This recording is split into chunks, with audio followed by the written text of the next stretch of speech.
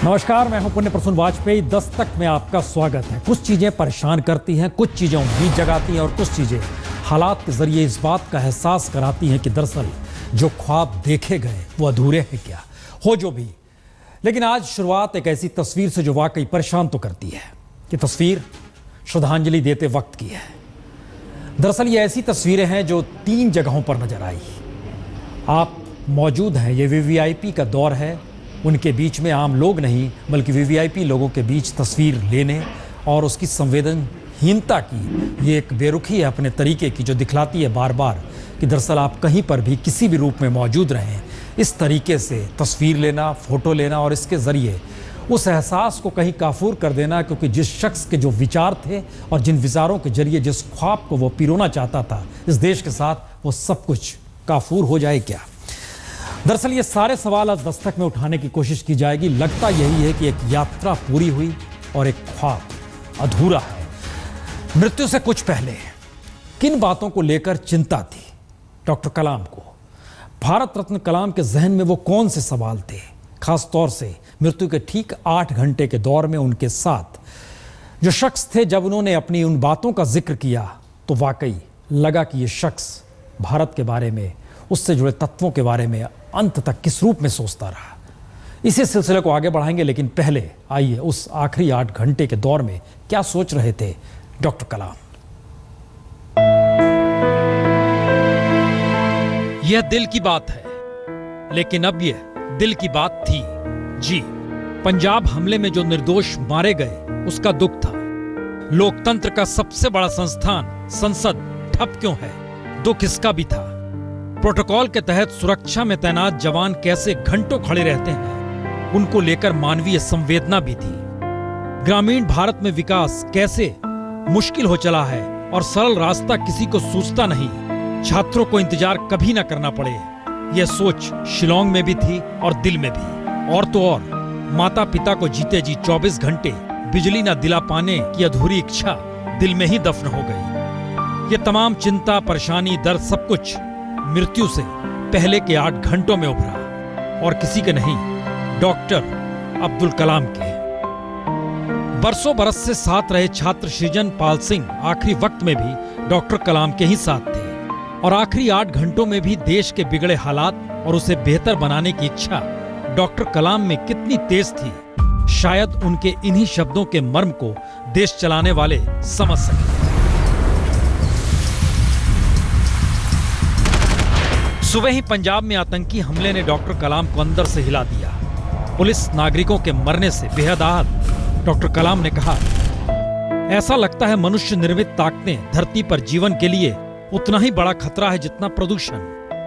लेकिन डॉक्टर कलाम यही नहीं रुके, बल्कि अपनी बात को उन्होंने और विस्तार दे दिया और बोल पड़े, यदि हिंसा, प्रदूषण और मनुष्यों की लापरवाही यूं ही चलती रही तो मनुष्य के लिए पृथ्वी जीने लायक नहीं रहेगी, धरती छोड़ने के लिए मजबूर होना पड़ेगा। और संयोग देखिए, जो कलाम 2020 में भारत को सबसे ताकतवर देश के तौर पर देखना चाहते थे, और बकायदा उन्होंने किताब लिख डाली और उन्हीं के मुंह से निकल पड़ा कि अगले 30 बरस में सब कुछ खत्म हो जाएगा अगर सब कुछ ऐसा ही चलता रहा जैसा। खतों से तो नहीं, भरोसा छात्रों को लेकर डॉक्टर कलाम में इस हद तक जाग उठा कि झटके में बोल भी पड़े, अब छात्रों से ही कहूंगा, छात्र संसद को अधिक उत्पादक और जीवंत बनाने के विषय में सलाह दे। लेकिन फिर कुछ सोचकर बोले, मैं उनसे कोई हल सुझाने के लिए कैसे कह सकता हूं जब स्वयं मेरे पास कोई हल नहीं। बात इतनी नहीं थी, यह भी बात कुछ अधूरी है, कुछ और भी जिक्र हुआ, हम उस हिस्से पर आए।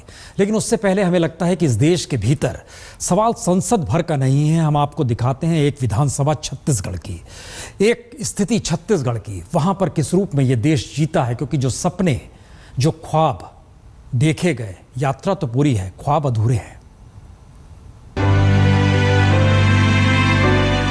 भारत रत्न डॉक्टर कलाम ने 1-2 नहीं बल्कि 2 दर्जन से ज्यादा किताबें लिख डाली, और इन किताबों में जिक्र बार बार उस भारत का ही रहा जिस भारत को लेकर उनके भीतर तड़प थी। और शायद व्यवस्था जिस लिहाज से राजनीतिक मार्ग के तहत चलती है उसको लेकर वो अपने भीतर से परेशान भी रहते थे। और वजह भी यही है, भारत स्वर्णिम तरीके से दुनिया के मानचित्र पर कैसे चमक उठे, इसको लेकर उनके भीतर एक गजब की जिजीविषा थी। लेकिन संयोग देखिए, आज जब याद कर रहे हैं डॉक्टर कलाम को, तो आपको लिए चलते हैं छत्तीसगढ़। 16 बरस की मीना खालको को 5 जुलाई 2011 को पुलिस ने मार दिया था।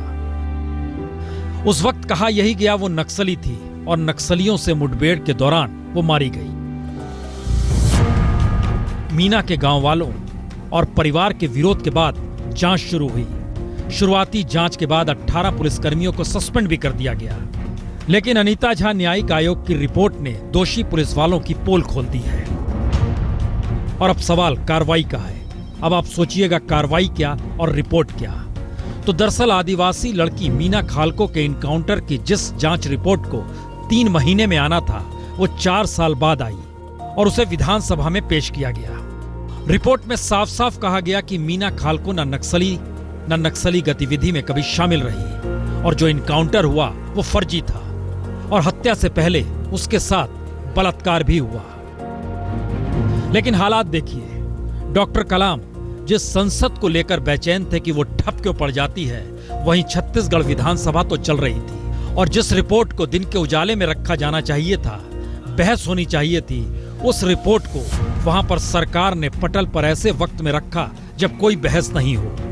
रविवार सुबह 3 बजे इस रिपोर्ट को रखा गया, जब अविश्वास प्रस्ताव पर बहस चल रही थी और विपक्ष इसी से उखड़ा हुआ है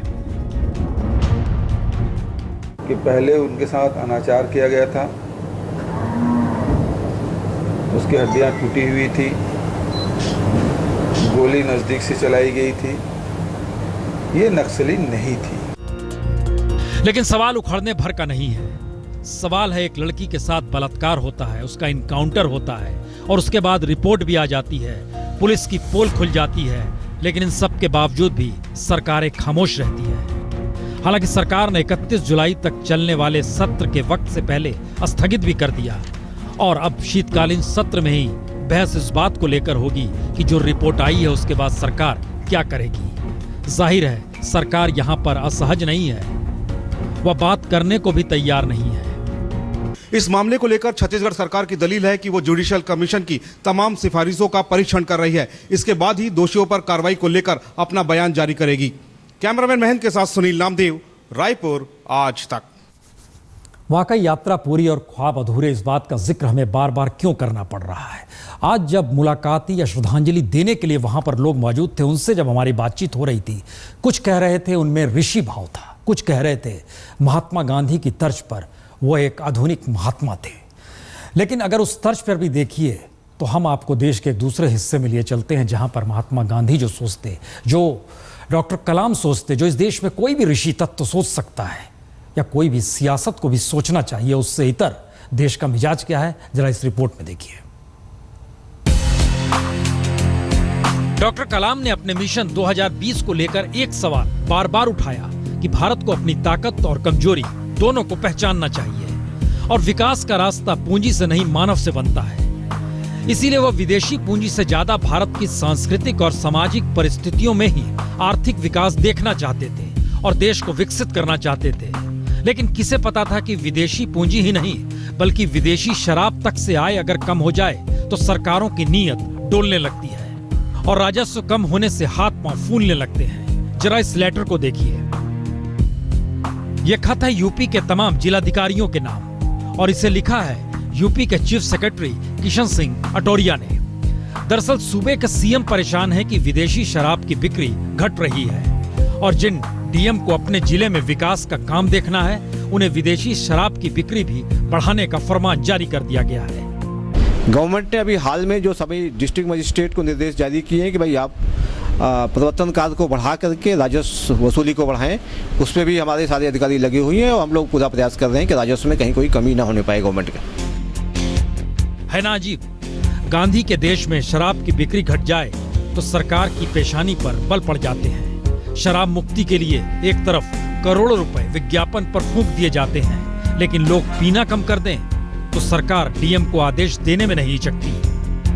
दरअसल सवाल ये नहीं है कि यूपी में वाकई लोगों ने शराब पीनी कम कर दी है, मसला तो यह भी है कि यूपी में शराब महंगी है और बिक्री पर असर उसी से पड़ा है। लेकिन सवाल जिलाधिकारियों को लिखे इस खत का है, इसकी भाषा का है। क्योंकि सरकार 2 टूक विदेशी शराब की बिक्री बढ़ाने को डीएम से कह रही है, तो फिर शराब खराब है या शराबबंदी होनी चाहिए, इस बात का जिक्र कौन, कहां, किस रूप में, कैसे कर सकता है?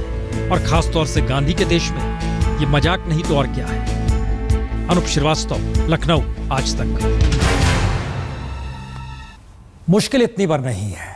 जिस ख्वाब को डॉक्टर कलाम संजो रहे थे और वो आखिरी 8 घंटों में जिसका जिक्र कर रहे थे, हम उसके उस हिस्से पर आते हैं। लेकिन जरा कल्पना कीजिए, जिस बात से वो आहत थे कि पंजाब में आतंकवाद ने जो दस्तक जिस रूप में दिया, उससे जब वो परेशान थे और जिन स्थितियों में चाहते थे कि भारत वैज्ञानिक तरीके से, साइंस के जरिए, टेक्नोलॉजी के जरिए आगे बढ़े, सब कुछ फेल उसी टेररिज्म के सामने क्यों हो जाता है? ये हालात क्यों है? जरा इस रिपोर्ट को देखिए और फिर कल्पना कीजिए, यात्रा वाकई पूरी है, ख्वाब अधूरे हैं।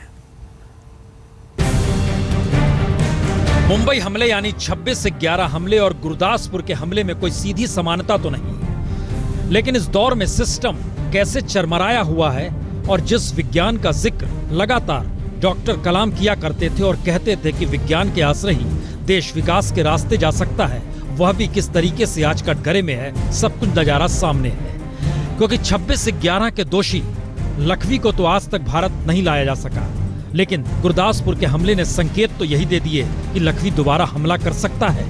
यह सवाल इसलिए क्योंकि मुंबई हमले के वक्त खुफिया तंत्र को मजबूत बनाने की दिशा में भारत को बढ़ना था, लेकिन उसके बाद से 7 साल बीत चुके हैं और स्थिति जस की तस। खुफिया तंत्र क्या वाकई फेल हो गया? यह सवाल इसलिए क्योंकि मुंबई हमले के बाद अनलॉफुल एक्टिविटीज प्रिवेंशन एक्ट में तो फौरन संशोधन कर दिया गया था, लेकिन एनआईए से लेकर एनएसजी को जिस रूप में खड़ा करना था वह हो नहीं पाया। नेशनल इंटेलिजेंस ग्रिड यानी नेट ग्रिड की परिकल्पना तो यूपीए के काल में ही दम तोड़ गई थी, जिसे अब मोदी सरकार दोबारा जीवित करने की कोशिश कर रही है, लेकिन हुआ अब भी कुछ नहीं है। और इस ग्रिड के जरिए central agency bank, credit card, internet, cellphone और इमिग्रेशन समेत 21 डाटाबेस झटके में एक्सेस भी कर सकती है, लेकिन अभी तक नेट ग्रिड में काम करने वाले लोगों की ही नियुक्ति तक नहीं हो पाई है। दरअसल ये सारे सवाल इसलिए महत्वपूर्ण हैं क्योंकि डॉक्टर कलाम ने अपनी किताब के जरिए इस बात को बार बार कहा, अगर खुफिया एजेंसी को विज्ञान के जरिए विकसित नहीं किया गया तो आने वाले वक्त में टेररिज्म का सामना कहीं ज्यादा खतरनाक तरीके से करना होगा। मुश्किल इतनी बार नहीं है कि आप उस राह पर नहीं है, वो ख्वाब अधूरे हैं। लेकिन आइए दोबारा आपको चलते हैं कि दरअसल उस 8 घंटों के दौर में किस रूप में संवेदनशील इस देश के मुद्दों को लेकर डॉक्टर कलाम थे। सफर चल रहा था, गाड़ियां बढ़ रही थी, प्रोटोकॉल के तहत सुरक्षा कर्मियों की खुली जीप भी आगे आगे चल रही थी और इन सब को देखकर डॉक्टर कलाम विचलित हो उठे।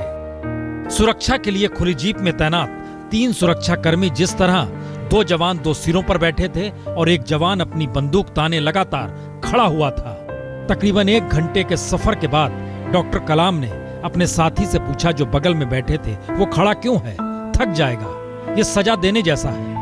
उसके बाद डॉक्टर कलाम के जोर देने पर बकायदा वायरलेस से संदेश भिजवाया गया कि सफर लंबा है, वो जवान बैठ जाए तो अच्छा रहेगा। लेकिन सुरक्षा कर्मी फिर भी तैनात ही रहा। तो शिलांग पहुंचते ही सबसे पहले डॉक्टर कलाम ने इच्छा व्यक्त की कि मैं उस जवान से मिलना चाहता हूं। बकायदा इसमें तकरीबन 15-20 मिनट का वक्त लगा, लेकिन जब जवान सामने आया तो गर्मजोशी से हाथ मिलाकर डॉक्टर कलाम ने उसका अभिवादन किया, शुक्रिया किया और पूछा, तुम थक तो नहीं गए? क्या तुम कुछ खाना खाओगे? और फिर डॉक्टर कलाम ने उससे कहा, मैं माफी चाहता हूं, मेरी वजह से तुम्हें इतनी देर तक खड़ा रहना पड़ा। लेकिन उस जवान ने इतना ही कहा, सर आपके लिए तो 6 घंटे भी खड़े रहेंगे। बहरहाल शिलांग आ चुका था, गेस्ट हाउस पहुंच चुके थे, भाषण का वक्त हो रहा था और डॉक्टर कलाम को चिंता थी जो छात्र सुनने आए उन्हें इंतजार न करना पड़े। वह तुरंत बोल पड़े, छात्रों से कभी इंतजार नहीं करवाना चाहिए। यूथ एम्पावरमेंट की बात तो कोई करता ही नहीं और छात्रों को गांव से जोड़ने की बात भी नहीं होती। लेक्चर से ठीक पहले ये बातचीत का एक लिहाज से आखिरी दौर था और डॉक्टर कलाम को इस बात की चिंता थी कि गांव तक विकास पहुंचता नहीं है और शायद इसके पीछे उनका अपना निजी दर्द भी था, जिसे गाहे बगाहे कई बार वह सृजन पाल सिंह से जिक्र भी कर चुके थे कि मैं अपने माँ बाप को जीते जी 24 घंटे बिजली न दे सका। लेकिन भारत को लेकर टूटते फिसलते डॉक्टर कलाम हमेशा चाहते रहे यहाँ के बच्चों के चेहरे पर मुस्कुराहट रहे। और संयोग देखिए, उनका पार्थिव शरीर दिल्ली आए